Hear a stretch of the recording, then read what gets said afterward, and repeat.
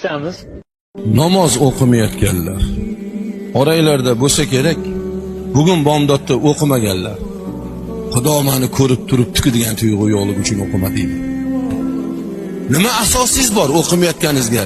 Bandaga tushuntira olmaysiz, Xudoga qanaqa tushuntirasiz? Bandam, men seni yaratdim, yo'q eding, jirkanch suv eding, iflos suv eding.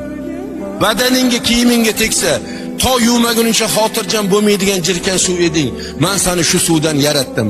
Mana buni, mana buni sharbatidan yaratganim yo'q. Jirkanch suvdan, siydik keladigan yo'ldan yaratib, onangni qornida suv to'ldirilgan qopning ichida tillo kumush bilan sotib olib bo'lmaydigan butun a'zoni men tekinga berdim, yaratdim.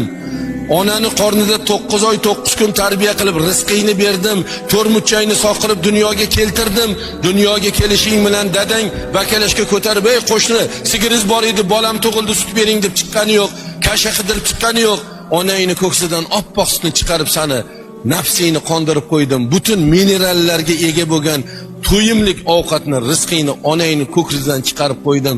Onangni senga mehribon qildim, onangni senga qul qildim. Mardikor qildim, seni oq yuvdi, oq taradi, yedirdi, ichirdi, qolaversa men ne'mat bilan siyladim. Nima uchun namoz o'qimading bandam? Senga nima yetmayotdi, nima kamlik qildi desa nima deysiz? Ayting.